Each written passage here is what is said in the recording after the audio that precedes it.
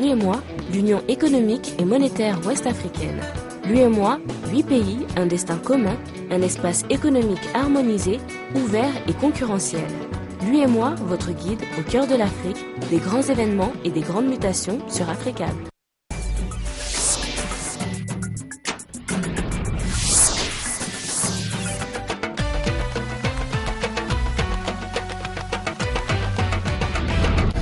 Merci de nous rejoindre pour cette nouvelle édition dont voici les principaux titres. Manifestation ce vendredi à Lomé au Togo contre le maintien du président Faure Gnassingbé au pouvoir après 2015. Les manifestants réclament une réforme de la Constitution qui limiterait le nombre de mandats présidentiels. Le président français François Hollande est arrivé ce vendredi à Conakry, une visite qui s'inscrit dans le cadre de la mise en œuvre des actions du plan de lutte contre le virus Ebola en Guinée. Et puis, on parlera également du 15e sommet de la francophonie qui s'ouvre demain à Dakar, au Sénégal. À 24 heures de l'ouverture, nous vous emmenerons ce soir dans le village de la francophonie. Voilà pour le sommaire. Manifestation donc ce vendredi dans la capitale togolaise, Lomé. Les manifestants veulent empêcher le président Faure de se représenter en 2015. Ils réclament donc une réforme de cette constitution. Poursuite des auditions relatives à la gestion des fonds des fêtes tournantes au Gabon. 2 personnalités ont été entendues hier. Il s'agit de l'ancien vice-premier ministre et de l'ancienne ministre d'État Sou Bongo. La famille politique de l'ancien ministre pense tout simplement que le pouvoir a peur de ses adversaires. Cette démarche dont l'urgence signalée ne s'explique pas 10 ans après les faits prétendus, cache en réalité un acharnement contre une femme politique de l'opposition qui a commis le crime suprême de prendre la parole en tant que membre du Front de l'opposition pour l'alternance le week-end dernier au meeting de Port-Gentil devant des milliers de Gabonais conquis. Il s'agit aussi de la manifestation de la peur du pouvoir dit émergent face à la colère toujours plus importante du peuple gabonais vis-à-vis de la mauvaise gestion gouvernementale devant cette grossière manœuvre d'arrière-garde qui projette l'arrestation de cette courageuse femme politique. Nous mettons en garde le pouvoir dit émergent des conséquences insoupçonnées qui pourraient en résulter.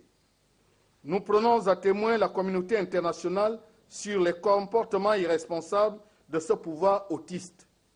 Nous appelons enfin le peuple gabonais à la mobilisation autour de ses leaders pour déjouer les plans machiavéliques d'un pouvoir aux abois. Toujours au Gabon, vote des jeunes et démocratie, tel est le thème du premier forum sur le processus politique et électoraux ouvert hier à Libreville à l'initiative du réseau des organisations libres de la société civile. Ces forums visent à intégrer les jeunes dans le jeu politique. Ismaël Obianze et Thierry Mensa avec notre bureau sur place. L'initiative très encourageante du réseau des organisations libres de la société civile gabonaise vise à intégrer la jeunesse dans le jeu politique.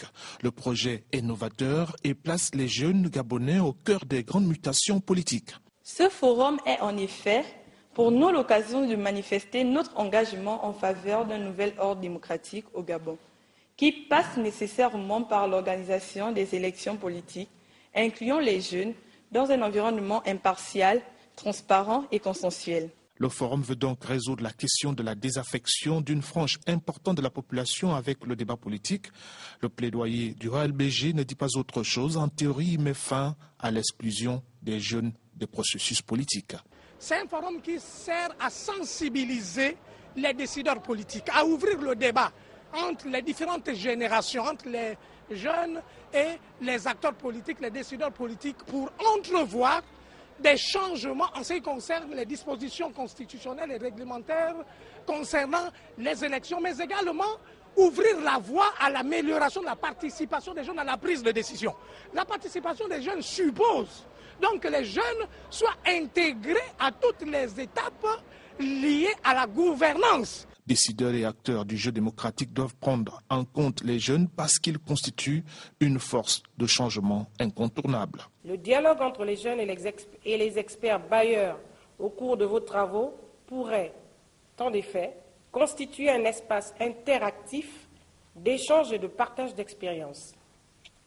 Celui-ci, j'en suis persuadée, permettra de créer des synergies adaptées au contexte gabonais. Le réseau des organisations libres de la société civile gabonaise marque là un grand coup par l'organisation de ce forum financièrement soutenu par les Nations Unies. Le RLBG s'approprie son combat, celui de participer à l'éducation civique des masses. La venue de François Hollande est la preuve que tout le monde peut venir en Guinée. Déclaration du président guinéen Alpha Condé qui recevait ce vendredi son homologue français. François Hollande est donc venu faire le bilan du dispositif d'aide de la France dans le cadre de la lutte contre le virus Ebola. Je vous propose de l'écouter. La France doit montrer l'exemple. Un exemple sur le plan financier. Nous avons dégagé 100 millions d'euros, mais au-delà de ce que nous pouvons faire pour apporter une aide matérielle, c'est l'aide humaine qui est la plus significative. Il y a aujourd'hui avec moi dans ce déplacement des médecins et puis le directeur de l'Institut Pasteur, parce que nous voulons également participer à l'effort de recherche pour que nous puissions trouver demain les vaccins, les tests et toute autre solution pour apaiser, soigner. Autre visite, celle de la présidente en exercice de la Confémen à Dakar, un déplacement qui s'inscrit dans un contexte marqué par la tenue du 15e sommet de la francophonie prévu ce week-end dans la capitale sénégalaise. Jackie Bourema a également visité le village de la francophonie. Mamadou Ndiaye Bendamba est avec notre bureau à Dakar. La visite a démarré ici dans les locaux de la Confémen à Dakar. Cette première pour la présidente en exercice de l'organisation est plus que symbolique pour ses collaborateurs. Après le siège, direction le village de la francophonie. Sur place, la délégation s'imprègne des réalisations des institutions de l'espace francophone, de la diversité culturelle, mais également rappelle le rôle historique de la Confémen dans la francophonie. Nous nous occupons de l'éducation. Qui parle de l'éducation parle de l'enseignement. Donc nous faisons la promotion de la langue française au sein de la francophonie à travers les systèmes éducatifs. On constate qu'il y a eu beaucoup de progrès en matière d'accès, en matière de parité entre filles et garçons et en matière de qualité. Alors on se lance de nouveaux défis, notamment dans le cadre de l'agenda post-2015 où on veut mettre l'accent surtout sur la qualité. C'est aussi l'occasion pour la présidente en exercice de la Confémen de réitérer son engagement formulé en défi, à savoir assurer une éducation et un apprentissage tout au long de la vie, équitable et de qualité pour tous d'ici à 2030. Un défi articulé autour de 4 axes prioritaires. La première des priorités, c'est d'accroître l'accès.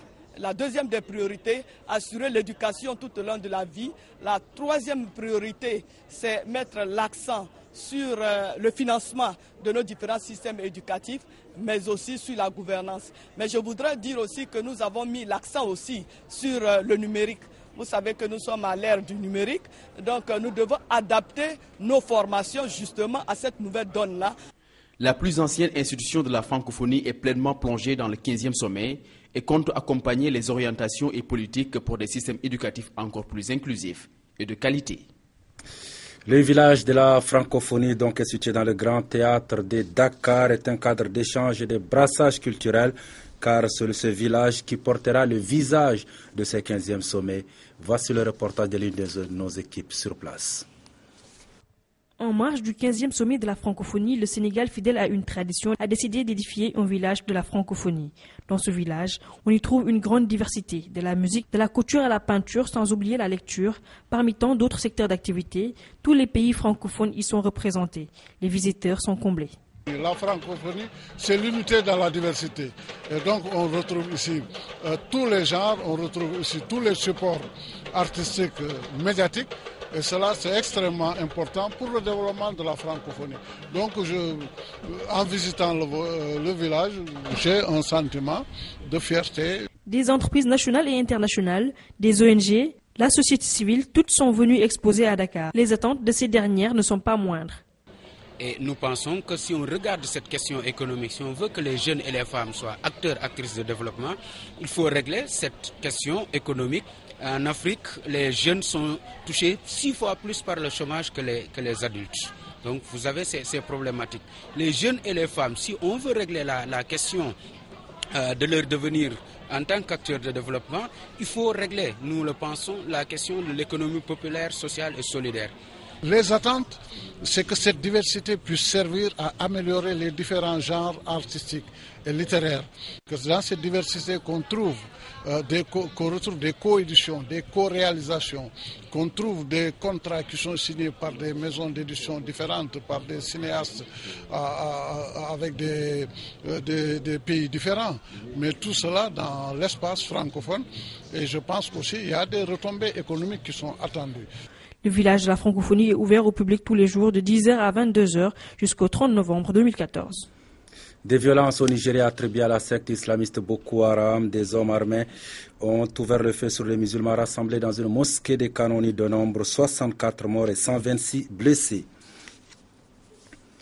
L'atelier de validation du document des stratégies de développement de l'économie numérique a donc pris fin ce vendredi à Bamako à l'issue de 2 jours d'échanges. Quelques acteurs se sont exprimés au micro de nos reporters Aminata Mariko et Daouda Doumbia.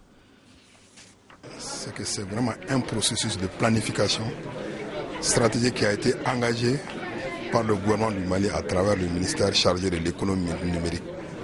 Donc c'est un processus vraiment extrêmement important pour le développement du numérique dans les 6 prochaines années. Et l'UIT aussi fait cet exercice de planification stratégique. C'est la première fois qu'il y a une stratégie. On invite les acteurs à participer à l'élaboration de la stratégie, à donner leur avis, tout ça. Ça, c'est quelque chose d'important. C'est mieux que de venir imposer quelque chose. On est toujours à côté, nous pensons. Et surtout dans ce domaine du numérique où chaque 15 jours, ça va à 600 km/h. C'est évident. La loi sera toujours à la traîne par rapport au développement du numérique.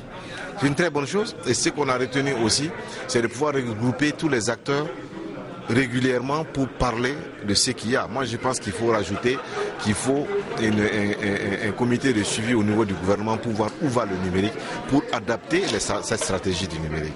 Absolument satisfait. Je pense que nous avons eu 2 journées de débats riches, débats variés, nourris, chacun a apporté sa contribution et tout cela contribue à améliorer le document de stratégie nationale pour le développement de l'économie numérique. Voilà, on y reviendra plus en détail dans nos prochaines éditions s'agissant donc de l'atelier de validation du document des stratégies de développement numérique. À présent, voyons ce qui fait le reste de l'actualité en bref et en images rassemblées et commentées par Mahmoud Kabadiakiti. Soupçonné de vouloir s'accrocher au pouvoir, le chef de l'État togolais a affirmé que la constitution qui prévoit un nombre illimité de mandats présidentiels serait rigoureusement respectée. Des propos qui laissent entendre que le chef de l'État au pouvoir depuis 2005 pourrait briguer un 3e quinquennat en 2015. Dès cette déclaration, l'opposition togolaise est montée au créneau et a affirmé vouloir engager un bras de fer pour obtenir une réforme de la constitution afin que le président sortant ne puisse pas se présenter une nouvelle fois. Au Niger, toutes les écoles et dispensaires ont été fermées dans l'est du pays, près du lac Tchad. Les écoles constituent régulièrement au Nigeria des cibles pour Boko Haram et la présence du groupe s'est récemment accentuée près du Niger, précisément à Damasak, une ville frontalière au Nigeria. Le groupe islamiste s'est emparé de cette localité, provoquant la fuite de centaines d'habitants. Après plusieurs mois de tergiversation en République démocratique du Congo, les premiers combattants FDLR ayant déposé les armes sont arrivés hier à Kisangani. Au total, 217 personnes, ex-combattants, leurs femmes et enfants ont rejoint le camp de cantonnement de Kisangani, aménagé pour les accueillir. Mais selon des sources, il y aurait plus de femmes et d'enfants dans le lot que les éléments démobilisés eux-mêmes. La Commission européenne a réclamé au pays des 28 un effort supplémentaire pour lutter contre l'épidémie d'Ebola en Afrique, vu la gravité de la situation qui a besoin d'une réaction immédiate.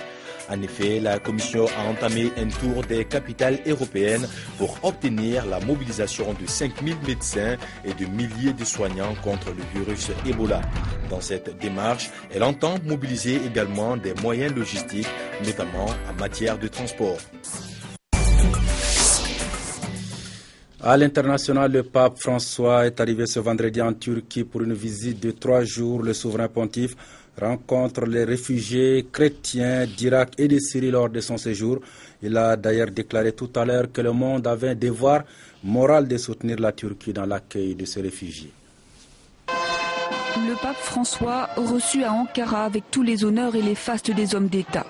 Le souverain pontife est le premier homme d'État invité dans le tout nouveau palais présidentiel, aussi luxueux que controversé. Devant le président et le gouvernement turc, le pape François a plaidé pour le renforcement en Turquie de la liberté religieuse. Appelant les autorités au respect des droits des chrétiens, ils sont très minoritaires, 80 000 personnes au cœur d'une communauté de 75 millions de musulmans, en majorité sunnites. Son autre message concerne les réfugiés de Syrie et d'Irak. Le pape François a salué les efforts de la Turquie pour leur accueil, estimant que la communauté internationale avait aussi l'obligation morale de lui prêter main forte. De son côté, le président turc a dénoncé la progression de l'islamophobie, suscitée notamment par les exactions de l'organisation de l'État islamique qui sévissent en Syrie et en Irak aux frontières de son pays.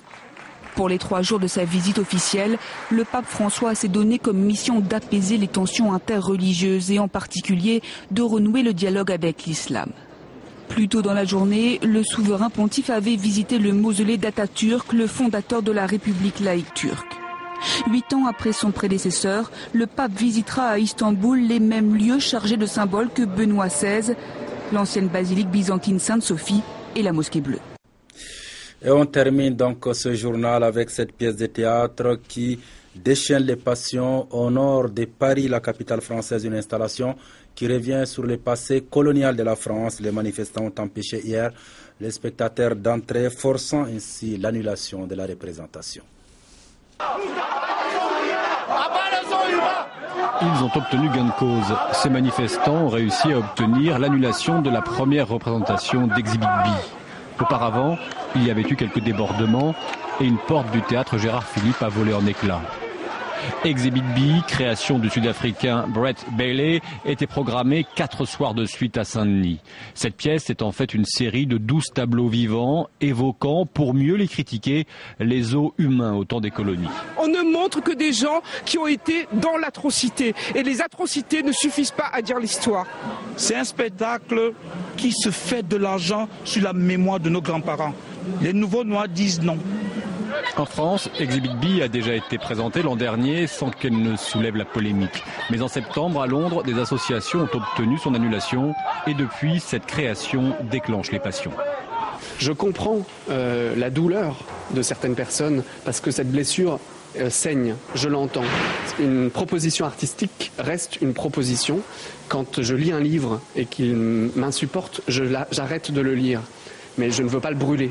Je me dis que peut-être dans 10 ans, je serai capable de le lire. Une pétition réclamant l'annulation du spectacle en France a déjà recueilli quelques 20 000 signatures sur Internet. Mais le ministère de la Culture ainsi que les associations antiracistes comme le MRAP ou la LICRA soutiennent la pièce au nom de la liberté d'expression. En principe, Exhibit B est programmé dans une autre salle début décembre à Paris. Voilà qui met fin à ce journal. La suite des programmes tout à l'heure à 20h30. À votre avis avec cette question, comment vaincre Ebola? À 21h30, Afrique Info, première partie. Et à 22h15, la suite de votre feuilleton Saloni. Passez d'excellents moments à notre compagnie. À demain.